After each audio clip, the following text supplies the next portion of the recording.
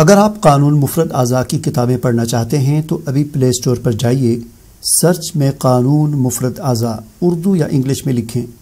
یہ والی اپلیکیشن جس کے نیچے چھوٹا سا شیرازی 313 لکھا ہوا ہے، اس پر کلک کریں اور انسٹال کریں۔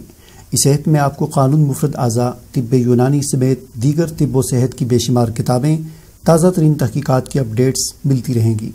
اگر ہو سکے تو مہینے میں ایک بار اس ایپ کو ان انسٹال کر کے دوبارہ انسٹال کریں تاکہ ایپ میں کی جانے والی تبدیلیاں آپ کو نظر آ سکیں۔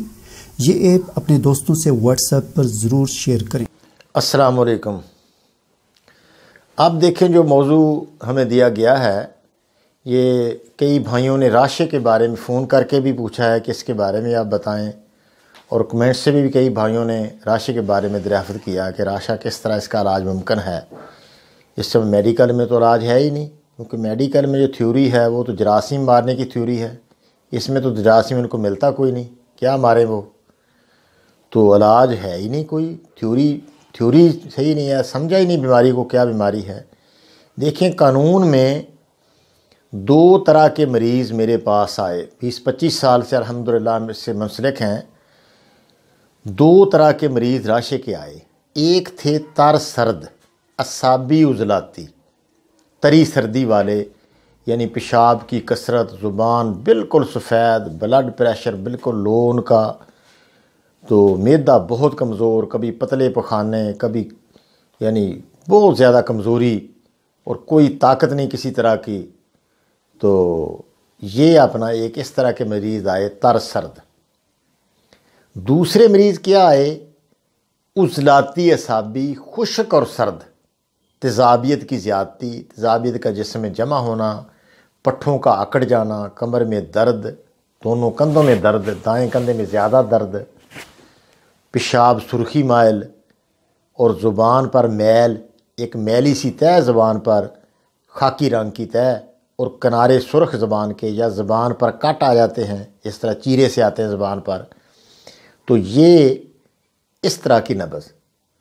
اب دیکھیں سمجھنے کے لیے کہ پہلی واری ہے بارش، پانی، دوسری ہے برف باری، خشکی سردی۔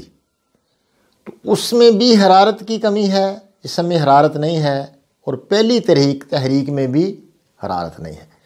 ایک بات دونوں تحریکوں میں سمجھ لیں کہ مشترک ہے کہ حرارت نہیں ہے، گرمی نہیں ہے جسم میں، یعنی جگر دونوں حالتوں میں، ایک میں جگر بالکل باندھی ہو جاتا ہے، ایک میں جگر جو ہے بیٹھ جاتا ہے، اپنی حالت سے نیچے چلا جاتا ہے، تحریر ہو جاتی ہے۔ ایک جگر میں سکون ہو جاتا ہے، جگر سو جاتا ہے، اس سے کام ہوتا ہی نہیں۔ دونوں حالتوں میں جو جگر کا کام ہے کہ صفرا پیدا کرے اور خارج بھی کرے، وہ نہ اس سے پیدا ہوتا ہے نہ خارج ہوتا ہے، کچھ بھی نہیں، حرارت ہے ہی نہیں جسم میں۔ تو جگر کو تیز کرنے سے راشا ختم ہو جاتا ہے۔ اب جگر کو کیسے تیز کیا جائے؟ وہی 4 ملین، وہ جو ہم نے بتاتے ہیں اکثر کہ سرخ رائی 1 تولہ، اجوین دیسی 1 تولہ، تیز پات 1 تولہ، اور گندک آملہ سار۔ یہ ایسی گندک ہوتی ہے، کھانے والی گندک، جس سے سیپٹران وغیرہ بنتی میڈیکل والی، یہ وہی گندک ہے، یہ سلفر بھی اس کو کہتے ہیں۔ تو گندک آملہ سار صاف گندک ہوتی ہے، بدبو اس میں نہیں ہوتی۔ یہ پیس لیں، ساری چیزیں جس طرح آپ کو بتائی ہیں، پیس کر آدھا چمچ کھائیں۔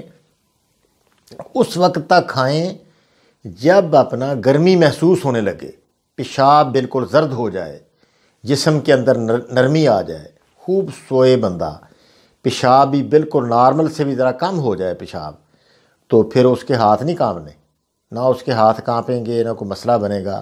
اب اس تحریک کو جاری کر دیں۔ جاری کرنے کے لیے 5 ملین دے دیں۔ وہ سونڈ نوشادر کالی مرچ سنا مکی والا، بار میں نے بتایا کہ سونڈ 50 گرام، نوشادر ٹھیکری والا 30 گرام، کالی مرچ 10 گرام، سنا مکی 80 گرام، یہ ہمارا 5 نمبر ملین ہے۔ یہ پھر ساتھ دے دیں۔ اس سے وہ گرمی جو ہے، جتنی ضرورت ہوگی اتنی جگر رکھ لے گا جسم، باقی نالی دار گدود آپ نے حرکت ان کو دے دی تو وہ گرمی خارج ہو جائے گی۔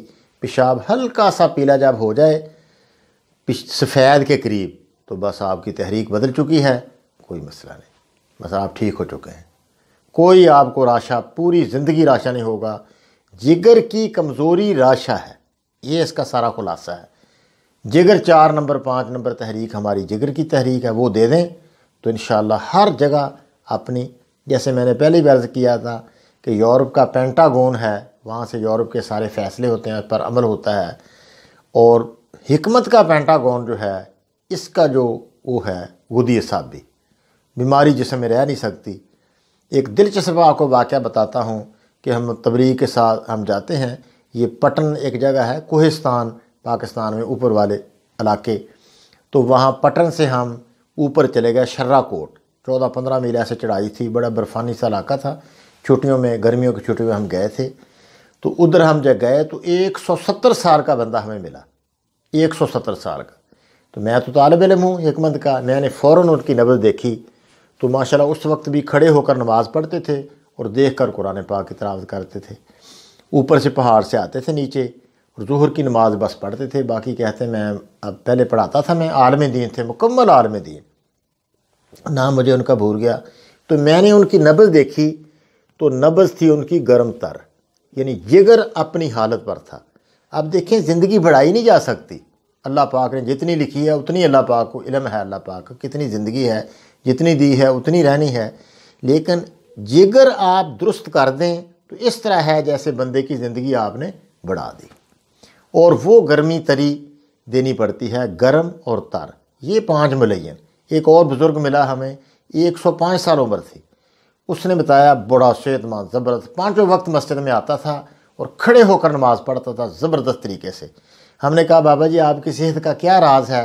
فرمانے لگے کہ پوری زندگی جب سے میں نے ہوش سنبھالا ہے کالی مرچ میں نے استعمال کی ہے، 1 ماشاء نے 1 گرام کالی مرچ، تھوڑا اس کو کوفتہ بیکتا درد بدر کر لینا ہے تو وہ کھائی ہے، 1 گھونٹ میں نے دیسی گھی کا، دیسی گھی نہ ملے تو آپ کوکنگ آئل بھی استعمال کر سکتے ہیں، یہ میں ہمیشہ اس نے کہا کہ میں کھا کے سویا ہوں، کالی مرچ اور گھی کا 1 گھونٹ یعنی 2 چمچ اس کے۔ اس سے یہ کیا ہو گیا، یہ بھی گرم تر ہو گیا، گرمی تری کی تحریک ہے۔ کہتا ہے الحمدللہ جیسی میری صحت ہے ہو نہیں سکتی ایسی صحت کسی کی، کوئی مجھے مسئلہ نہیں ہوا آج تک، نہ شوگر ہے نہ کوئی بلڈ پریشر ہے نہ کوئی مجھے کوئی کسی طرح کا مسئلہ نہیں، تو اتنا یعنی وہ صحت مند اللہ پاک نے اس کو دی ہوئی۔ تو گرم تر ہونے کی وجہ سے اس میں گھٹنے بھی درد نہیں کرتے، بندہ بالکل فریش رہتا ہے جس طرح جوان ہوتا ہے۔ اللہ آپ کو جزائے خیر دے۔ السلام علیکم ورحمۃ اللہ۔